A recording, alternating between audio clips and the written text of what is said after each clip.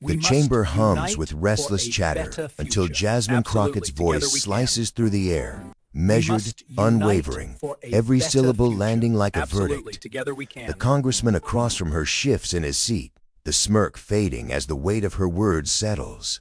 Cameras tilt, catching the stillness that follows, an almost sacred pause in a room built for noise. Across the dais, Bernie Sanders watches, eyes narrowed not in anger but recognition. Then he nods, a simple, human gesture, steady, deliberate, the kind of nod that says, "I see you, I respect you, keep going." Within seconds, the clip ignites the internet, feeds explode, commentators dissect the moment frame by frame, TikToks loop it to swelling music, and timelines fill with captions like, "That nod said everything." The hearing resumes, but something fundamental has shifted. Crockett's defiance has been witnessed, validated, amplified by a man whose silence has always carried more weight than most politicians' speeches. The voiceover cuts through the rising noise. When Bernie Sanders broke his silence that day, no one expected what came next. The screen fades to black on the image of that single nod, lingering, powerful. But this wasn't just a nod. It was a warning shot to Washington's hypocrisy. For weeks, Capitol Hill had been a theater of chaos, lawmakers shouting over each other, headlines spinning faster than facts. Every hearing felt more like performance art than public service, each soundbite crafted for outrage, not understanding. The country watched, weary and divided, wondering if anyone in power still spoke for the people rather than for the cameras. Amid that storm stood Jasmine Crockett, unapologetically direct, armed with sharp logic and a tone that cut through rehearsed indignation. Her words didn't flatter, they challenged, and for that she was dismissed, mocked, branded as too emotional, too bold, too much. But her fire was not for approval, it was for justice, the kind born from seeing too many voices trampled beneath polished indifference. Across the aisle, Bernie Sanders remained mostly silent. He'd seen this play before, how truth-tellers are sidelined until the crowd finally realizes they were right all along. He recognized in Crockett the same conviction that had carried him through decades of ridicule and resistance. In a country exhausted by noise, two voices, one seasoned, one rising, were finding the same rhythm, defiance fueled by purpose. But harmony always threatens power, and before the nation could celebrate their shared moment of truth, the establishment tried to silence her. The marble corridors of Congress gleamed like mirrors, reflecting a world built on ceremony and self-regard. Behind closed doors, the so-called dignitaries laughed, their laughter smooth, rehearsed, echoing off the walls as aides whispered and phones recorded sound bites for the evening shows. They called it decorum, but underneath the smiles was contempt, sharp as glass. When Jasmine Crockett spoke with passion, they called it unprofessional. When she refused to soften her tone, they muttered that she lacked grace. Cameras caught their smirks, the subtle eye rolls, the practiced gestures of men convinced that power is inherited, not earned. Online pundits followed suit, panel after panel of talking heads dissecting her facial expressions instead of her facts. Too emotional, they said, even as their own outrage was scripted for ratings. Yet hypocrisy stalked them like a shadow. One lectured about fiscal discipline while funneling donations into luxury retreats. Another preached moral values but couldn't explain the ethics reports gathering dust on his desk. They brandished tradition as armor, forgetting that tradition means nothing when it protects arrogance. In that sea of posturing, Crockett's honesty looked dangerous. She didn't bow, didn't play along, and in their eyes, that defiance was her flaw, proof she didn't belong among their polished ranks. But what they mistook for inexperience was endurance. The whispers grew louder each day. She's making enemies. She'll burn out soon. Yet beneath their sneers was unease, the quiet fear of people who sense their own relevance fading. Arrogance, after all, is just insecurity in designer suits.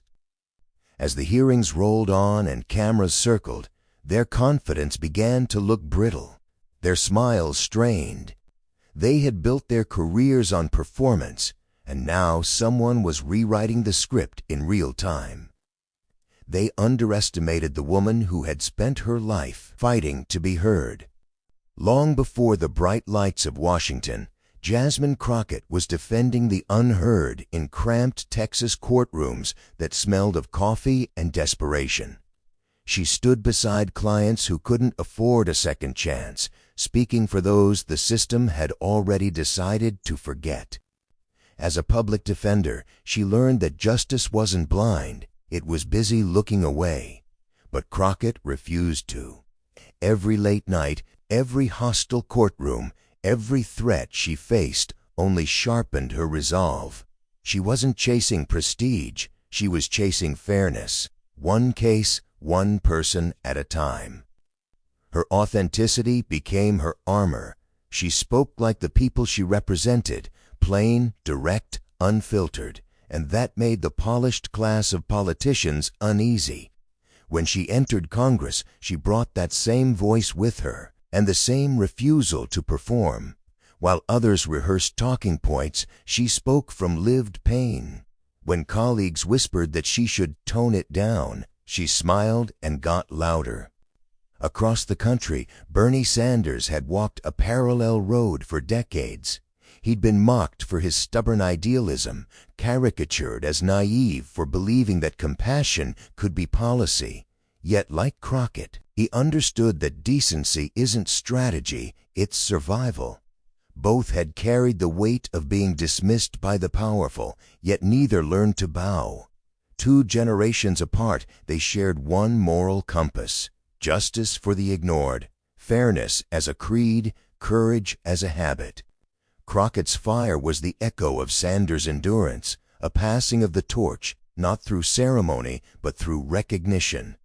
She endured threats online, hate-filled messages that tried to scare her into silence. Still, she showed up, voice steady, eyes forward.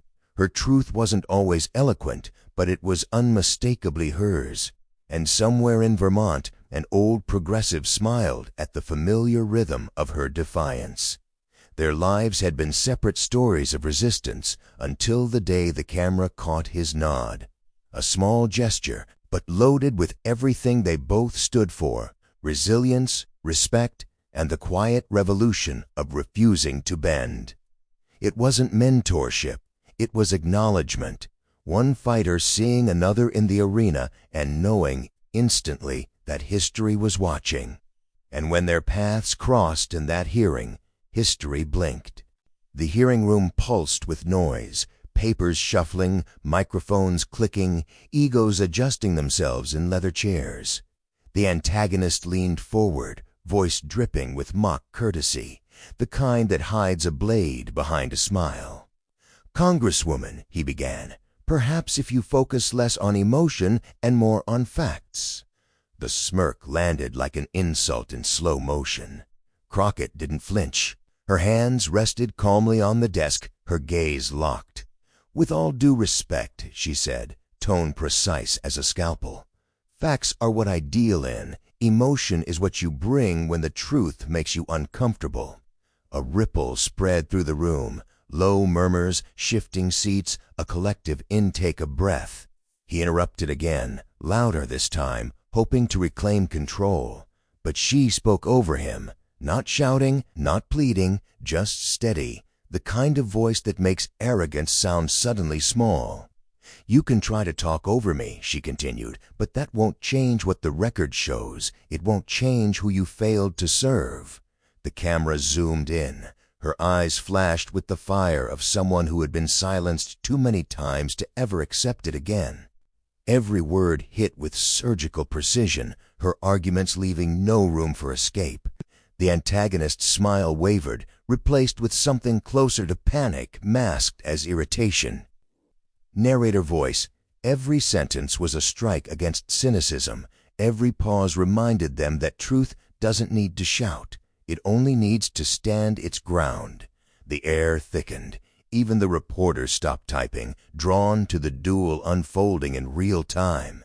Somewhere in the second row, a staffer mouthed a silent wow. Then, as Crockett finished her final line, the antagonist fell silent, eyes darted toward the dais. For the first time, the sound of her calm carried louder than any insult thrown her way. And then, Bernie Sanders moved. The chair creaked as he leaned forward, eyes intent, expression unreadable. The noise drained from the room, replaced with the low hum of anticipation. Then, the room went still. Every camera turned his way. Bernie Sanders cleared his throat, not to speak over anyone, but to remind the room what real authority sounded like. The microphones picked up a soft crackle, followed by the deliberate calm of a man who had spent half a century choosing his words carefully. "Congresswoman Crockett," he began, voice even, gravelly, unmistakably his. A pause, the kind of pause that rewrites the air. "I have listened to a lot of debates in this chamber. I have heard anger. I have heard arrogance. But what I just heard from you was clarity." A shift rippled through the committee. The antagonist's smirk faltered, caught between disbelief and embarrassment. Cameras angled sharply toward Sanders, eyes widening in the gallery. Crockett sat still, her posture steady, her expression softening just slightly, like someone who knew the weight of being seen. Sanders continued, "Too often when a woman stands up for what's right, especially a woman of color, this room calls it emotional. I call it passionate. I call it necessary." The room froze. For a moment, even the air seemed to hesitate. Sanders' tone didn't rise, but each word landed with the gravity of a verdict. His gaze drifted down the table, past the stunned faces, before settling on the antagonist. "If we spent less time dismissing voices that make us uncomfortable and more time listening, maybe we'd actually serve the people who sent us here." A nervous cough echoed from the back row. Crockett's eyes met his, equal parts gratitude and disbelief. She wasn't used to being defended by power. She was used to surviving despite it. The antagonist tried to recover, forcing a grin. "Well, Senator, perhaps that's—" Center held in his breath for an artificial pause. "Let her finish," he said, simply. You could feel it. Decades of experience distilled into one moment of decency. It wasn't grandstanding. It was recognition. Narrator voice. It wasn't just what he said. It was the way he said it. No theatrics, no shouting, just truth delivered like an anchor in a storm. In the control room, news producers scrambled to isolate the clip. On Twitter, the first uploads appeared within the seconds. Bernie just backed Jasmine live. Another tweet, "This is how you use your platform." Within minutes, hashtags began to bloom across screens. Hashtag Crockett Courage. Hashtag Bernie Nod. Hashtag Truth in Congress. Commentators on both sides fumbled for takes. Progressive voices called it the passing of the torch. Conservative pundits blinked through forced smiles, trying to frame it as just optics. But the people watching, young, disillusioned, tired of politics as theater, saw something else entirely. They saw sincerity collide with cynicism and win. The camera caught Sanders leaning back slightly, the faintest trace of a smile beneath his worn expression. He wasn't there to steal the spotlight. He was there to hand it over. Crockett exhaled slowly. her composure unwavering. When she looked his way, the tension in her shoulders eased for the first time that day. She didn't need to say thank you. Her eyes said it all. And then, almost imperceptibly, she nodded back, a gesture that mirrored his earlier one. Two fighters, two arrows, locked in a moment that neither speech nor policy could fully capture. For the first time all session, the hearing room felt honest. No rehearsed lines, no choreographed outrage, just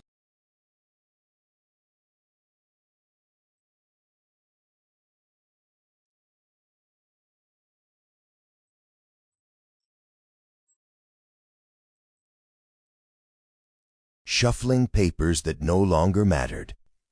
Narrator voice. In that instant, it wasn't about left or right.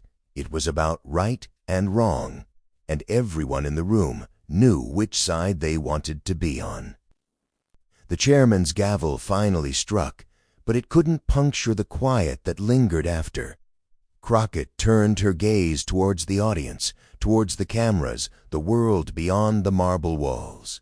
She didn't grin, didn't gloat. She simply nodded again, this time not at Sanders, but at everyone watching who'd ever been told to sit down, be quiet, stay polite. A silent promise of solidarity. The clip looped again and again on screens across the nation, spreading faster than outrage usually does, because this time it wasn't fueled by hate, but it was powered by hope. But the internet was about to explode. Within hours, the clip took on a life of its own.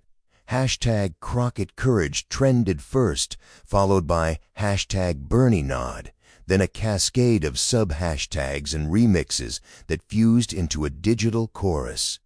Twitter feeds filled with looping video snippets, Sanders' quiet nod, Crockett's unwavering stare, the stunned silence that followed. Memes turned into art pieces. Captions read like small manifestos.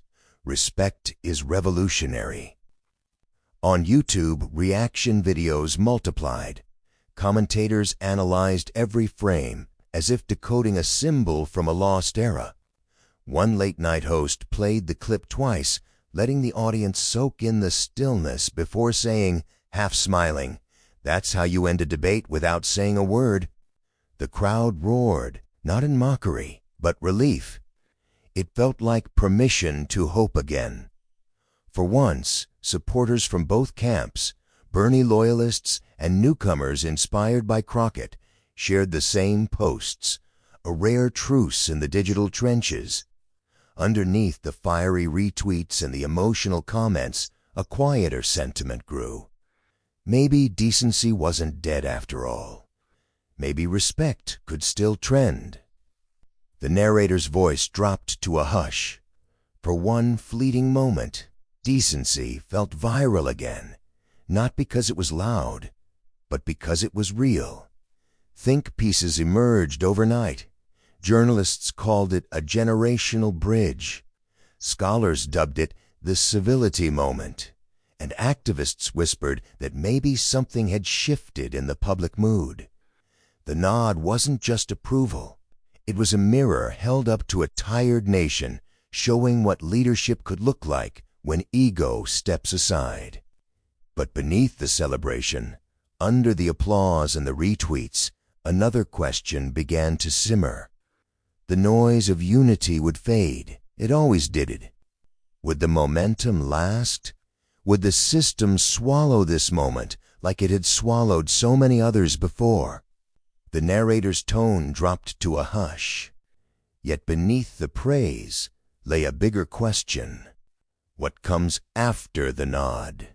When the camera stopped rolling and the headlines began to fade, the hearing room emptied. Papers were gathered, microphones muted, the echo of applause lingering like a ghost against the marble. Sunlight slanted through the tall windows, catching the faint ripple of the flag in the corner. Quiet, dignified, still. Bernie Sanders lingered for a moment, watching aides hurry out, his hand resting on the desk like a man measuring the distance between past and future. Across the aisle, Jasmine Crockett gathered her notes, her expression calm, her spirit unshaken. They didn't speak, but they didn't need to. Something unspoken passed between them, a recognition that justice, like courage, is a relay, not a race. In that silence, something rare took shape, a unity that didn't need agreement to exist. Dignity had done what politics could not. It connected two generations through respect. Sanders' legacy was endurance, decades of fighting uphill battles, believing that truth, even when ignored, still matters. Crockett's fire was immediacy, truth spoken without permission, loud enough for those long dismissed. Together they embodied a continuum of conscience, one seasoned by time, the other sharpened by the moment. Outside, the flag stirred in the evening wind, a quiet reminder that patriotism isn't blind allegiance, it's moral persistence. In a world addicted to division, respect itself became revolutionary. Dignity isn't generational, it's contagious. For a brief, fragile heartbeat in American politics, decency wasn't old-fashioned or naive, it was powerful. People didn't just share the clip because it was dramatic, they shared it because it reminded them of what truth feels like when it isn't wrapped in ego. The screen fades to black. The final image lingers, the empty hearing room bathed in amber light. Two chairs still facing each other, one worn with years, one barely scuffed. Maybe history doesn't change in thunderclaps. Maybe it shifts in moments like this. Quiet, human, undeniable. Bernie Sanders' respectful nod surprised everyone, but maybe it shouldn't have, because in that instant, what he recognized wasn't just Jasmine Crockett's courage, it was the reflection of his own. Courage recognizes courage. Truth honors truth.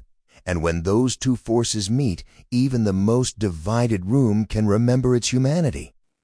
For a nation tired of shouting, that moment whispered something louder than any speech could. Respect still has power. If you believe decency still matters, share this story. Let respect trend again. Remind the world that dignity is not weakness, and empathy is not surrender. It's strength reborn. As the screen fades, the orchestra swells, soft but resolute. Text appears across the black. Justice, dignity, solidarity. And beneath it, a final echo of the voiceover, calm, certain, hopeful. Because every great change begins with one simple act of respect.